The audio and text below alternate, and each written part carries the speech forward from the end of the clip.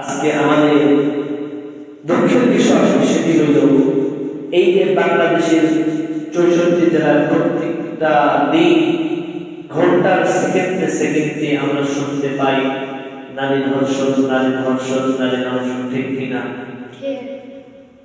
বিশ্বাস এইগুলো কথা বলতে গেছে কি হতভাগা মনে হয় কেমন মুসলমান আমরা এমন হইতে পারে তুমি আজকে যার সাথে ধর্ষণ করে গেলে হয়তো সে বোরকা পরে আছে এমন অবস্থায় তুমি তার সাথে ধর্ষণ করলে, খারাপ কাজ করলে, এখন কিছুক্ষণ পর তার বোরকার মুখোশ করার পরে দেখলে সে তোমার মা, তখন কেমন হবে?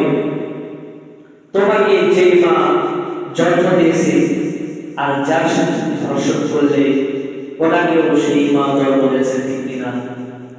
আজকে বাংলাদেশে সবকিছু হয় কিন্তু বাংলাদেশের কোরআন আইন চালু হইতেছে না।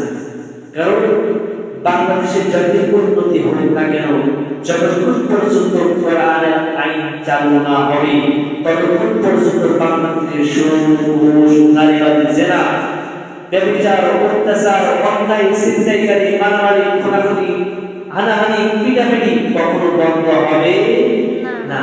কারণ একটাই, সেটা হলো বাংলাদেশের কোরআনের আইন চালু করতে হবে, ঠিক কিনা?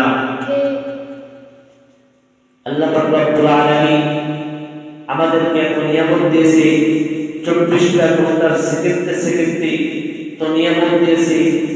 আর এত নিয়ামত খাওয়ার পরেও, ভরপুর করার পরেও তুমি মুসলমান, তুমি বান্দা, আল্লাহ তাআলার শুকরিয়া আদায় করতে পারো না।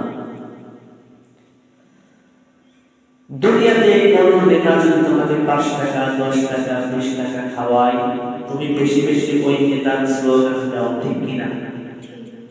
কিন্তু যে আল্লাহ রব্বুল আলামিন তোমাকে এত নিয়ামত দিয়েছে, চক্ষু দিয়েছে, কান দিয়েছে, শরীরের প্রত্যেকটা অঙ্গ দিয়েছে, আর ওই আল্লাহ রব্বুল আলামিনের শুকরিয়া আদায় না করে তুমি নাফরমানি কাজ করতেছো, আল্লাহ রব্বুল আলামিন যদি দয়াবান, দয়ালু, অসীম, ক্ষমাশীল যদি না হইতো, অবশ্যই আল্লাহ রব্বুল আলামিন আমাদের উপর সঙ্গে সঙ্গে গজব দিত।